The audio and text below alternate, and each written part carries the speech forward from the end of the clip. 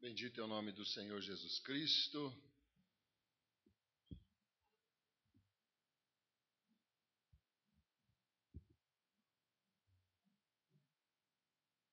Nós estamos muito alegres por estarmos aqui com os irmãos. Amém? Você pode tomar o teu assento em nome de Jesus. Nós estaremos a partir da página número 3 da nossa apostila. Estaremos dando continuidade ao nosso estudo sobre administração, com foco nas questões da igreja, administração eclesiástica, com foco na igreja. Amém? Nós creio que atingimos o nosso objetivo de ontem, onde pudemos verificar que a nossa vida é pautada por uma linha de administração a todo momento em que nós caminhamos, vivemos. Amém? Então eu não posso deixar que isso passe desapercebido na minha vida. A administração ela é tão importante que homens ganham muito para serem administradores. Talvez você não saiba disso, mas os maiores salários se encontram entre aqueles que administram. Aí você vai dizer assim, mas pastor, eu não sou um auto-administrador. Mas se você for um bom administrador, você também vai ganhar bem. Mas como assim, pastor? Aquilo que chega na tua mão vai render mais? Quando você consegue entender a questão de administração colocada na sua vida, aquilo que chega até você vai começar a produzir frutos. E nós vemos esses frutos se multiplicando. Algo que muitas pessoas não compreendem é que a palavra de Deus diz que Deus multiplica a sementeira. E muita gente questiona e nos procuram. Mas, pastor, eu não compreendo porque as coisas não multiplicam, a palavra não se cumpre na minha vida. Não é a palavra que não se cumpre, é você que não entende, nós que não entendemos a palavra como a palavra realmente é. Quando Deus fala que Ele multiplica a sementeira, e você, que talvez não é tão antigo quanto eu, mas houve uma época em que precisávamos da nossa colheita separar uma parte da semente para plantar o outro ano. Alguns aqui talvez sejam desta época. Eu me lembro ainda que meu pai separava sementes dentro de 1 litro, que era para não estragar, o litro tinha que ser muito bem fechado. Note que Deus não diz que Ele vai multiplicar a tua colheita, Deus diz que vai multiplicar a tua sementeira. E a sementeira é aquilo que você guarda. Agora, como é que você quer que Deus multiplique o que você não guarda? A palavra de Deus diz que de Deus não se zomba, porque tudo que o homem semear, com certeza, o quê? Colherá. E por que a palavra de Deus está falando que o homem está querendo zombar de Deus? Quando que o homem quer zombar de Deus? Quando o homem quer colher algo que nunca semeou. Isso é zombar de Deus, irmão. Quando eu chego diante de Deus e reivindico para Deus uma colheita que eu nunca semeei, isso é zombaria. E quando eu entendo que Deus diz que Ele multiplica a sementeira, ou seja, aquilo que eu guardo, a minha vida começa a tomar um novo rumo financeiro. Para isso, você tem que entender a importância que isso tem na tua vida. Note que Deus trouxe você aqui porque Deus quer fazer algo nesses dias, amém? Você não está aqui à toa. Você não está aqui porque você quis vir, amém? Você está aqui porque Deus te trouxe. E se Deus te trouxe aqui, é porque você tem que ouvir o que aqui está sendo ensinado. Amém? Glória a Deus. Então preste bem atenção nisso. Quanto melhor você conseguir administrar a sua vida, mais você vai conseguir ter de sementes guardadas. E tendo sementes guardadas, Deus vai fazer com que isso multiplique na sua vida. Amém? Nós temos ensinado esses princípios por onde quer que nós andemos. Houve casos em que retornamos depois de alguns anos em locais onde ensinamos esse princípio. Eu me lembro que no Rio de Janeiro eu tive a oportunidade de falar a um grupo de jovens. E naquele grupo de jovens, não era muito grande, mas naquele grupo de jovens, a grande maioria, quase que 90% deles estavam desempregados. Não tinham, a grande maioria, estudo. E quando nós trouxemos o conhecimento para eles daquilo que Deus multiplicava e da necessidade de se preparar para o futuro, administrando a sua vida e colocando metas da onde a gente quer ser e quer chegar. E eu falei isso por quê? Porque durante o momento da oferta eu observei que quase nenhum dos jovens se levantou para ofertar. Praticamente nenhum deles. Depois, eu os chamei e disse: senta todo mundo aqui, eu preciso de uma conversa com vocês, porque eu quero salvar o futuro de vocês.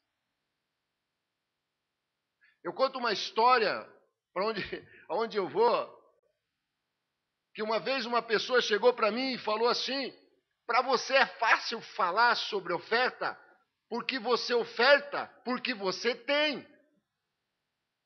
E eu falei para ele, baseado naquela história do biscoito, né, da bolacha, eu falei: meu filho, eu oferto porque eu tenho, ou será que eu tenho porque oferto?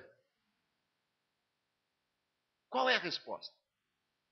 Mas o fato é que aquele grupo de jovens, quando eu retornei para lá, cerca de 5 anos depois, e eu disse, naquela época: nunca mais venho na igreja sem oferta, nunca mais. Nunca mais cometam esse pecado diante de Deus. Nunca mais. Porque não importa a quantia. Eu duvido que você que não trouxe uma oferta ao Senhor essa noite, por exemplo, hoje não gastou em alguma coisa desnecessária. Gastou sim. Eu posso provar que você gastou. Se eu começar a falar sobre a questão da administração da sua vida, chamar alguém aqui agora, e começarmos da parte da manhã uma dinâmica de administração sobre a tua vida e colocar isso em prática, você vai ver que hoje várias coisas da sua vida foram desnecessárias.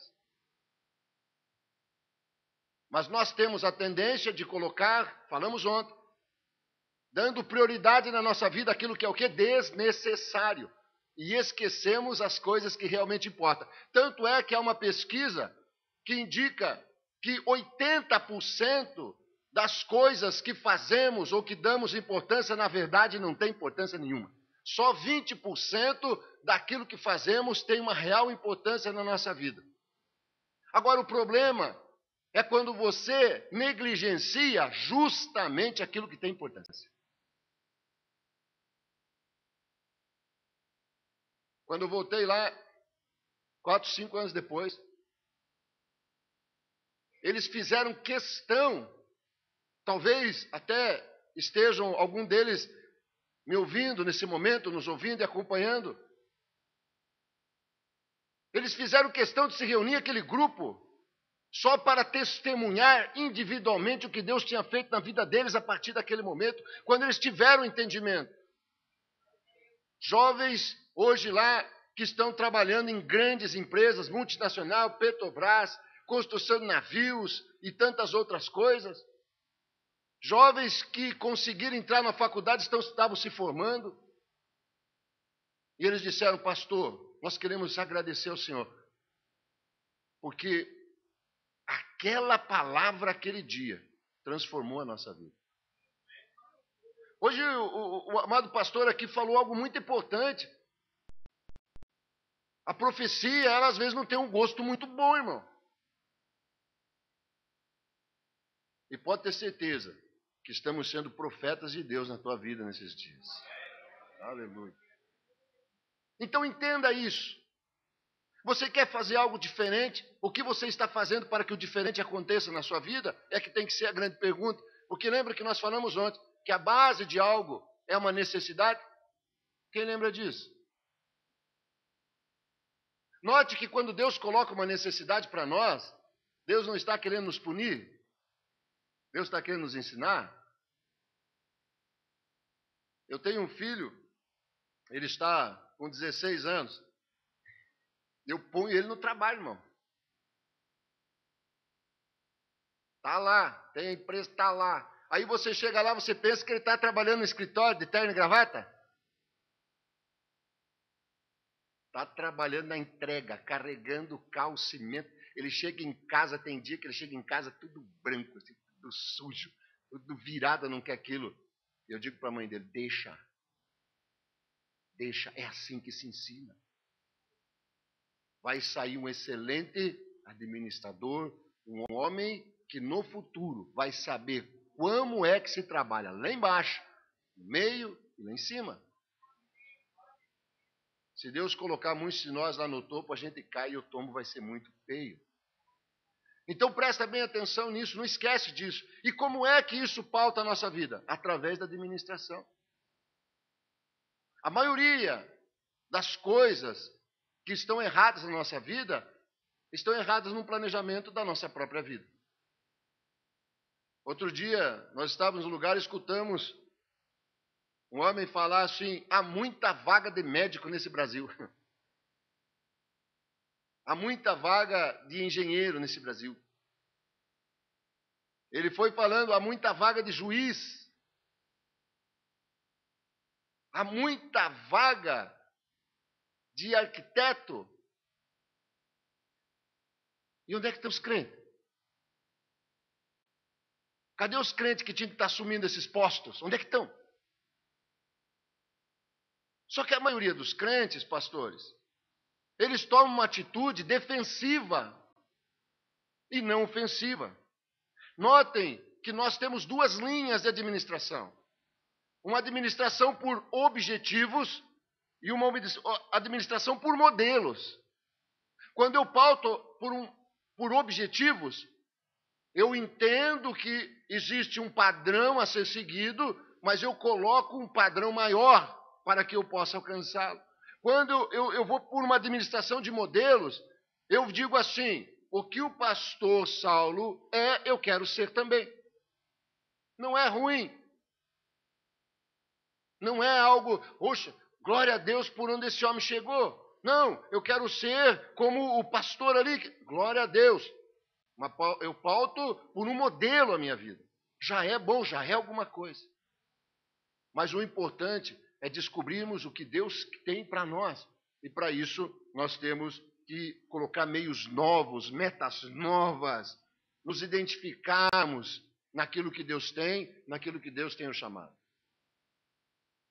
Não adianta você querer colocar na tua vida uma meta para ser parecido comigo. Até porque eu não sou tudo isso de bonito. Você vai se decepcionar. Existem muitas falhas em mim que você não deve ter, por exemplo. Então você tem que entender que para fazer uma mudança na tua vida, você precisa descobrir onde é que está o erro. E você só descobre o erro quando você entra ou traz a administração para dentro da tua vida. Muitas pessoas estão sofrendo porque não têm o conhecimento das coisas que precisam ter. Página número 3 da nossa apostila fala da primeira mensagem de Deus sobre o tema administração. Está lá em Gênesis 1, 28. Diz assim, Deus abençoou e lhes disse, sede fecundos, multiplicai-vos, enchei a terra e sujeitai-a, dominai sobre os peixes do mar, sobre as aves dos céus e sobre todo o animal que rasteja pela terra. 3 tarefas importantes para os administradores se encontram nesse versículo. Primeira tarefa, aumentar ao máximo os recursos por meio de multiplicar para alcançar os propósitos e os planos de Deus. Se o homem não entendesse que ele precisava se multiplicar, Até hoje, estava Adão e Eva. As coisas precisam de renovação. Quantas são as pessoas que vivem no mesmo tempo? Não entendem que os tempos estão mudando. Eu confesso para você que, na questão, por exemplo, do computador, eu demorei a usar a tal da máquina. Eu dizia, não preciso disso. Faço conta de cabeça. Você quer? Deixa comigo. Só que chegou um dia, porque o pessoal com aquela maquininha fazia muito mais, muito mais, rápido e muito melhor. E a prova de erros. Aí um dia eu parei e digo, mas eu tô sendo muito ignorante. Eu preciso mudar, eu preciso aprender esse negócio, eu preciso saber como é que funciona, eu preciso aplicar na minha vida. O que precisa renovar para multiplicar? Escute bem o que eu vou te dizer, não adianta multiplicar o que não presta.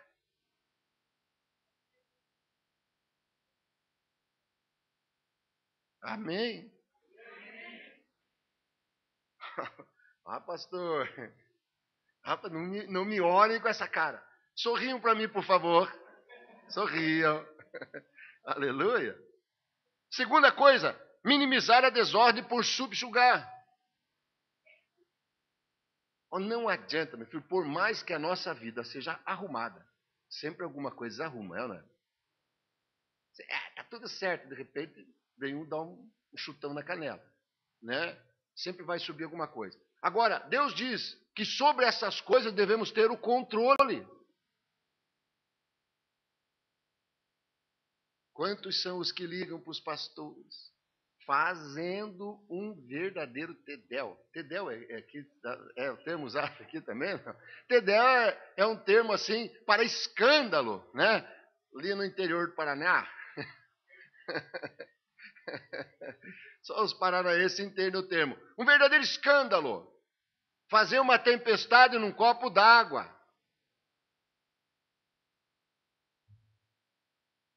A pessoa não tem noção do que está fazendo.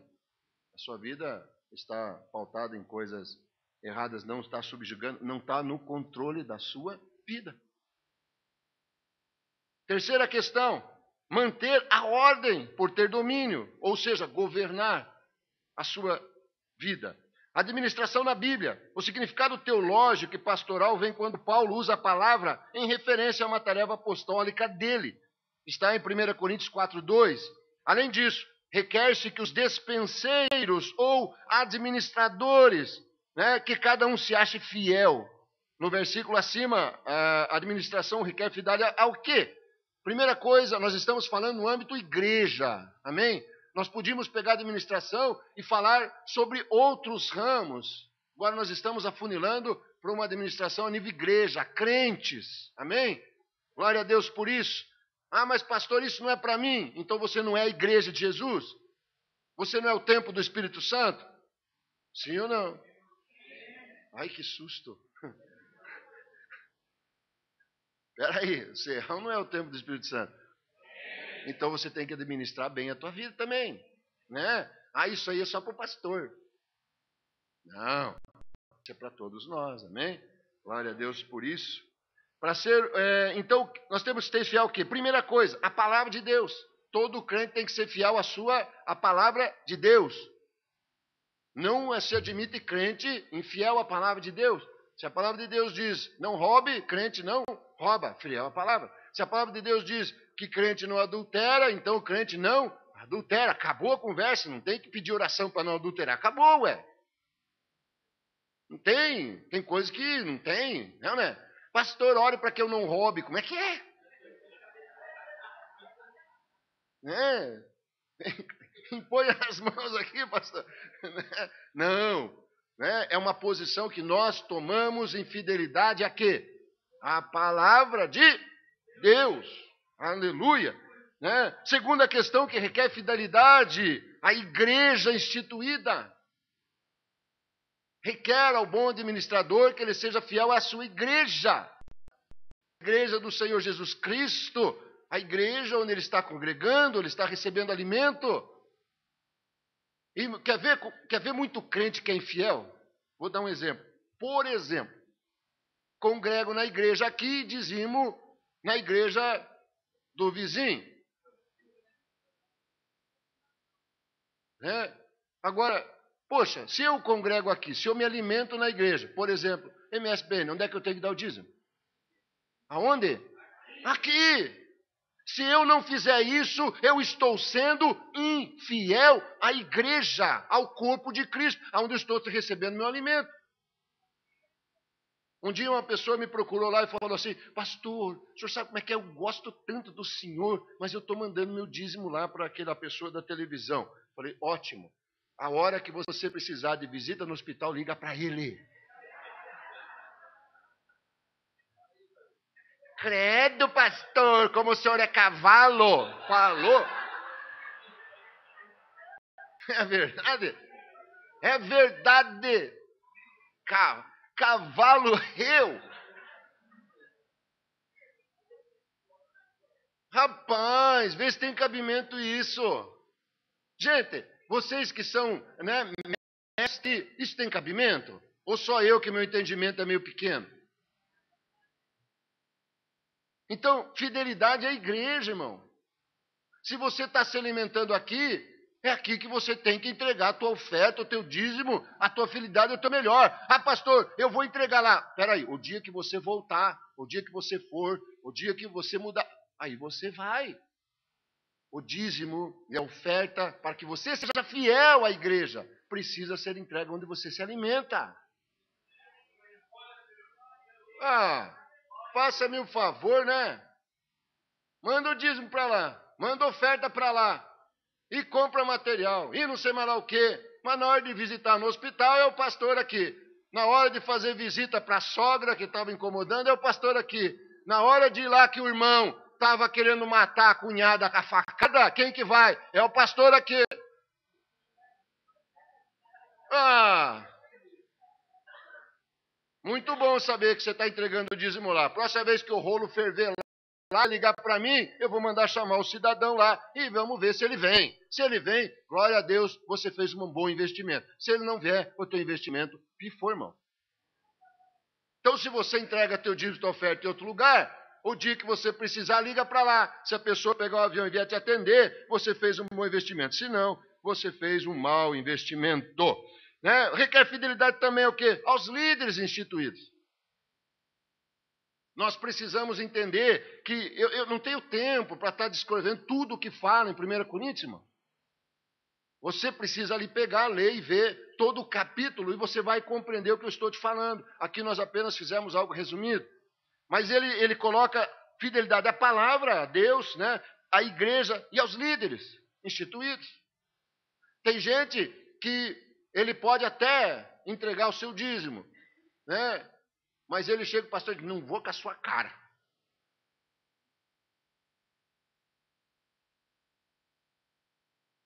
Vou pisar no seu pé.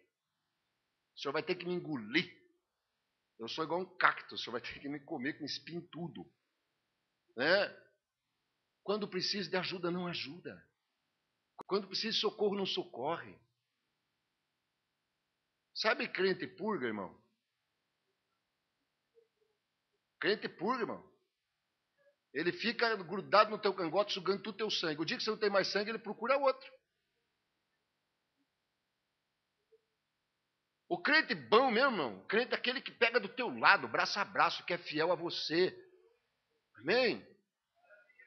Você não quer, por exemplo, que a sua esposa seja fiel a você? Fidelidade, meu irmão, não é só uma questão de honrar o casamento, no sentido que muita gente pensa. Fidelidade no casamento é dar remedinho na hora que está dodói, né?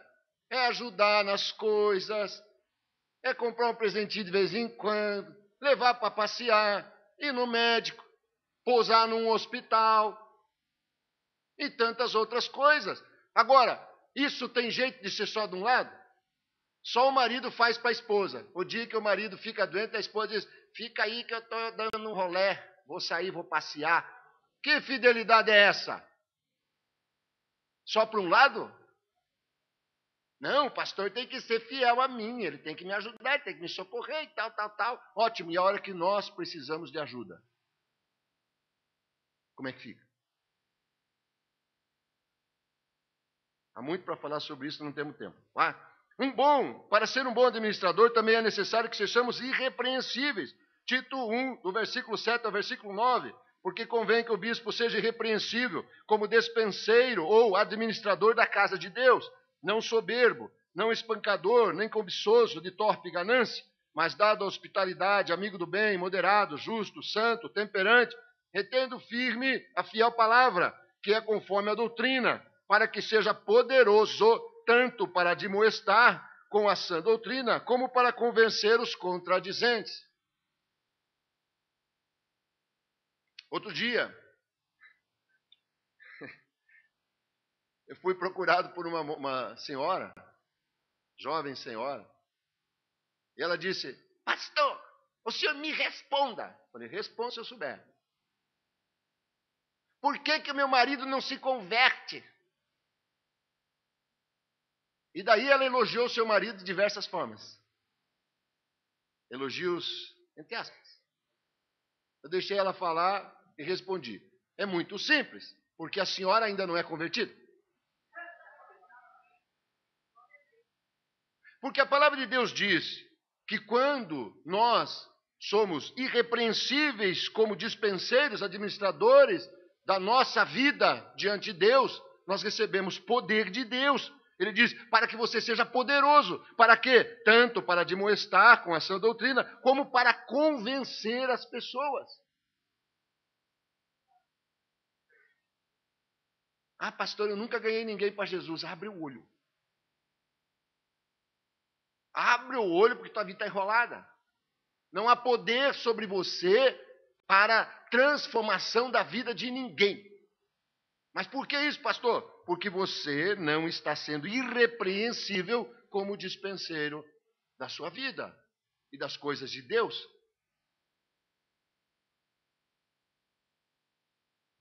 Eu tenho uma meta com Deus: ganhar uma pessoa para Jesus por ano.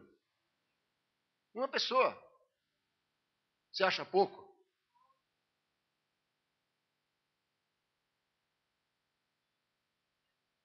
Não está bom um? Glória a Deus para você que falou 2 aí. Glória a Deus, 3, 10, 20. Mas eu quero dizer assim, que para você ganhar 100, você tem que ganhar o primeiro. Para você ganhar 10, você não começa pelo 10, irmão. Eu vou ganhar 100 para esta igreja. Esse é o 100, pastor. Os outros 99 se vira.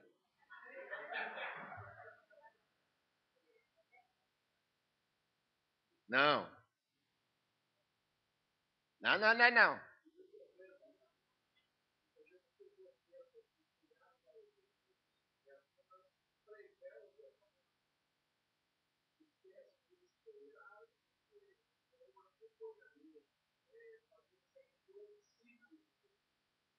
Muito bem colocado.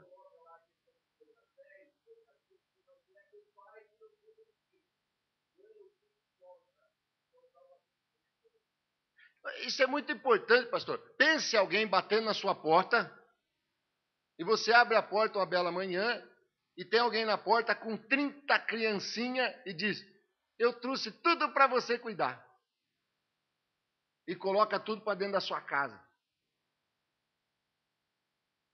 Você ia aceitar?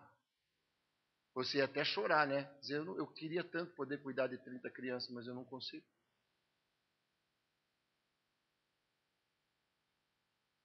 Ganhar para Jesus é necessário que você pregue a palavra, é necessário que a pessoa a receba e é necessário que você a discipule. Senão o teu trabalho não está completo. Lembra que o pastor falou aqui o quê? Discipular é tornar a pessoa parecida com Cristo. Por isso o nome cristão. Aqueles que se parecem com Cristo, semelhantes a Ele. Eu às vezes tento dar conta.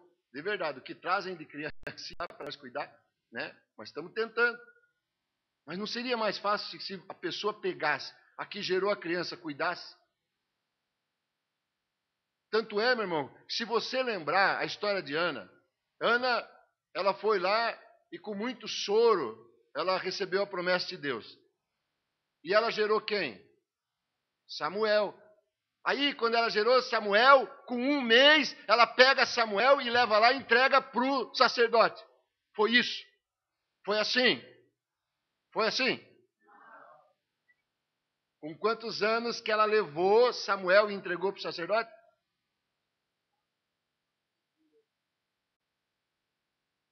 Ó, glória a Deus que você está gerando vidas, amém? Mas cria primeiro antes de trazer para nós. Cria na igreja, cria no ambiente, fala a palavra. Coisa mais linda é quando a pessoa tem uma referência dentro da igreja. Eu acho lindo. Lá na igreja eu bato o olho assim e já vejo. Ah, aquele lá está gerando aquela lá. Por quê?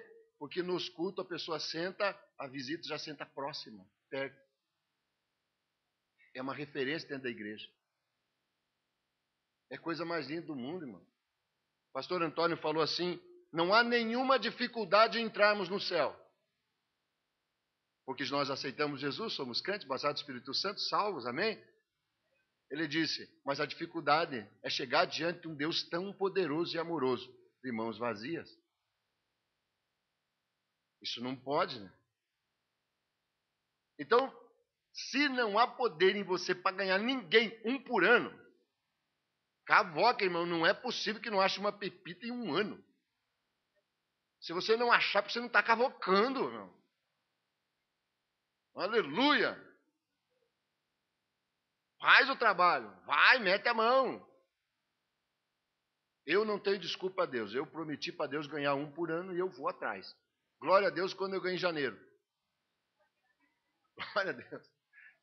Glória a Deus. O resto do ano eu vou ganhando, mas daí já está no lucro, né? Glória a Deus, ganhei 2, 3, 5, chegou no final do ano. Glória a Deus. Mas quando pega ano da sequidão, irmão do céu, vai chegando setembro, vai dando uma gastura, porque eu prometi. E a Bíblia diz que o homem que deu a palavra se vira e cumpre. Né? E a Bíblia diz, não se apresse a falar a palavra diante de Deus. Porque falou, Deus vai esperar que você a cumpra. Quantas são as pessoas que vêm diante de Deus e prometem tanta coisa, né? Me arruma um emprego, eu dou o primeiro salário. Aham. Deu, né? Mas seguimos em frente aqui na administração. Nós estamos... A grande maioria dos obreiros na igreja desconhece o fato de terem recebido de Deus o poder necessário para administrar a casa do Senhor, devendo acrescentar o conhecimento ao poder já recebido. Nestas passagens, Paulo dá ênfase que o pastor é alguém que cuida das coisas da casa de Deus. Então, o que nós entendemos quando nós lemos essas passagens que nós citamos? Que Deus já entregou o poder. O que está faltando é o conhecimento. Poder você já tem. Amém? Ó, crente batizado com o Espírito Santo já está cheio de poder, tá ou não está? Agora, para conhecimento, para colocar o poder em prática. Imagine você receber um carro zerinho, coisa mais linda do mundo, e não conseguir entrar dentro do carro, irmão. Que decepção. Tem uns carros que não tem onde pegar, né? Você não tem? Você rodeia o carro, não consegue abrir o carro. É verdade. Lá no interior, nós não sabe nem o que é esse negócio. Se me der um carro desse, não sei por onde entra. E depois não sei se consigo funcionar ele, fazer andar. Então, se eu recebo algo de Deus, eu preciso saber como é que funciona. Amém? Eu preciso saber como é que eu ponho esse negócio para funcionar. Todo crente batizado no Espírito Santo, debaixo da sã doutrina de Deus recebeu o poder. Amém? Agora precisa saber como colocar isso em prática, ou seja, através do conhecimento. Funções da administração. Como já afirmamos anteriormente, que a administração é um processo de planejar, organizar, liderar e controlar o trabalho dos membros da igreja, e de usar todos os recursos disponíveis para alcançar os objetivos definidos, iremos analisar cada um desses processos. Primeiro, planejar. Nada mais é do que traçar um modo de agir. Planejamento é traçar modo de ação, um modo de agir. É a base de todo o processo de administração, significa estabelecer os objetivos da igreja, ou de você mesmo, conforme queira, especificando a forma como eles serão alcançados. Deve ser levado em conta no já vivido em casos anteriores. Ao planejarmos algo, devemos observar, primeira coisa, qual é a missão ou necessidade. Segunda coisa, quem nos tem que realizar isso ou para alcançar o meu objetivo. Quarto tempo, os recursos são suficientes? Onde e como poderei conseguir os recursos para isso? Então, veja bem, quem traça planos a longo prazo, dificilmente os realiza. Quando eu digo assim, eu quero que você compreenda. Quando a pessoa fala assim, não, o ano que vem eu vou começar a fazer um curso de inglês. Começa? Não começa. Isso é uma falha de planejamento. Se eu, de fato, quero falar inglês, eu começo hoje. E se eu quero falar inglês, quem é dos Estados Unidos que está aqui que fala inglês? Ah, ali tem casal. Ah, quanta gente. Ah, ali tem. Eu já chego perto e chego com o meu inglês arcaico. What's your name?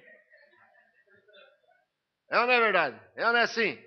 Rapaz, é igual uma criança chega perto da gente e diz Gugu Dadá, e você, ai que bonitinho. Mas é assim que se aprende as coisas. Se eu realmente quero, eu inicio aquilo que eu quero, eu faço um planejamento de ação imediata, irmão.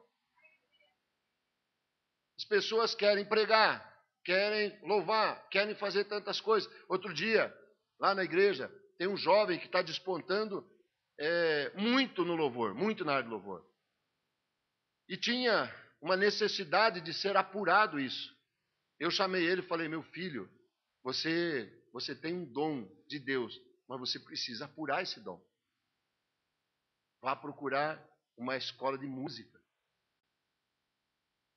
Muita gente, se você fala isso, a pessoa fica muito triste. Mas imediatamente ele falou, não, amém, pastor, eu vou procurar uma escola. Meu irmão, faz acho que uns 4 meses que ele está na escola de música. Né? Ele já tinha o dom, agora está aperfeiçoando o dom. E você vê esse menino cantar hoje, eu não digo para ele que está bom, tomara que ele não esteja me vendo, né? Porque quando você diz que está bom, a pessoa relaxa, né? Ele canta e me dá uma olhada, depois chega perto de mim no final do culto e digo, rapaz, tu está melhorando, né? Mas quando eu falei para ele, na mesma semana ele foi e começou algo. Então entenda isso, né? Traçar um modo de agir, né? Identificar a necessidade, identificar o problema, verificar o que eu posso fazer. Planejamento é muito simples, só precisa ser feito. Só isso. Imagine essa escola bíblica. Precisou de planejamento? Precisou ou não precisou, pastor? De muito planejamento. Pode ver, rapaz. A comida no horário certo, as coisas funcionando, os crachazinhos, o material e tal e tudo. Precisou de um planejamento. Não se faz nada sem planejamento. Se você entender isso, o meu objetivo de vir aqui falar sobre administração, eu já fico satisfeito. Só isso, se você atender. Só isso, se você compreender. A tua vida vai ser transformada. Daqui a um tempo, você vai procurar o pastor e dizer, pastor, aquele grandão, ele era feio e chato, mas minha vida mudou depois daquilo, né? Amém, nada, irmão, não sou feio, não sou chato. Letra B, organizar. O que é organizar? Vou contar um segredo, um mistério para você. Pôr em ordem. Amém? Uma vez que eu planejo, agora eu preciso pôr em ordem as coisas. Né? É uma forma de coordenar todos os recursos da igreja, sejam humanos, financeiros, materiais, da melhor forma, segundo o planejamento estabelecido. Não adianta eu querer organizar fora do que planejei. É ou não é? Se eu planejei, devo seguir o planejamento. Liderar, conhecer o que se ensina e saber fazer é a base da liderança. delega autoridade e responsabilidade e cobre resultados. Elogie, premie, comemore. Né? Quantos são os maridos aí que nunca elogiaram o almoço que a sua esposa fez? Quantas são as mulheres que nunca elogiaram o esforço que o marido fez para pôr dentro de casa? O pouco. Ah, pastor, mas é muito pouco.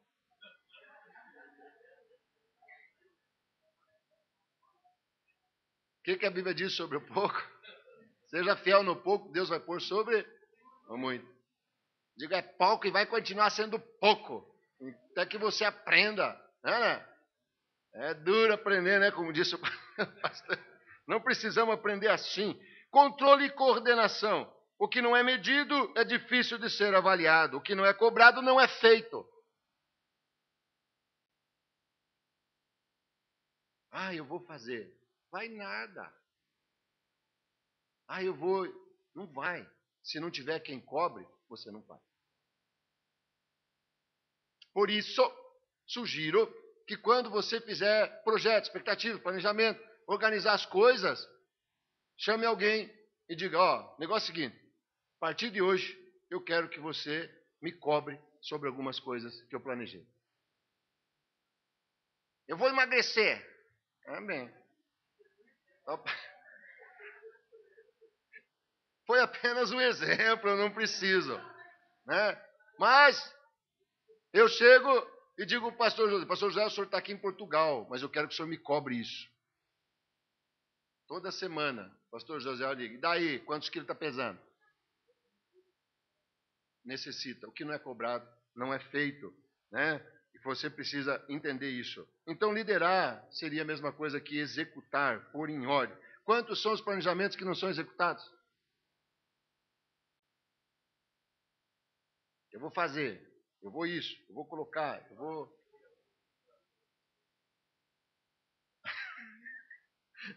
É verdade, também tem isso, né, pastor? Isso, também, muito bem colocado, né? Tem gente que quer que alguém emagreça por ele. É verdade, é verdade. Um dia a pessoa chegou para mim e falou assim, mas você não falou que ia andar para emagrecer? Eu falei, pois é, rapaz, mas eu contratei um menino para andar por mim, eu acho que ele não está andando. É a mesma coisa, irmão. Amém. Você fez o planejamento, vá até o final. Acompanhe todo o processo e faça com que as coisas aconteçam. Lembre-se que existe uma enorme diferença em estar ocupado e ser produtivo. Marque isso, guarde isso para você. Existe uma enorme diferença em estar ocupado e ser o quê? Produtivo. Tem gente que você olha e está aquele fervo, né? A vida dele, meu Deus, você olha e diz, esse cara é dono de 50 empresas, né? Mas você vê, a pessoa às vezes nem é empregado, está até desempregado. Mas ele corre muito, mas não faz nada, não produz nada. Guarde isso então para você, que estar ocupado não significa que você está sendo produtivo, em nome do Senhor Jesus Cristo. Deixa eu marcar aqui onde paramos, para que nós possamos continuar a nossa aula a partir de amanhã, se Deus assim nos permitir, para a glória do Senhor. Amém? Deus abençoe. Até amanhã, se Deus quiser.